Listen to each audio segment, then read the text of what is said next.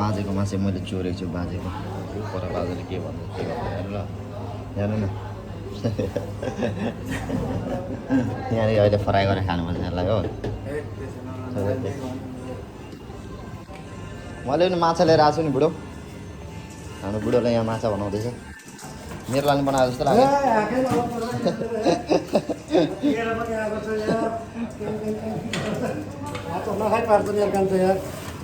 नदिने भने चाहिँ बुढोले है त्यही त है पैसा कति पैसा चाहियो कति खोइ एटिएम खोइ मेरो एटिएम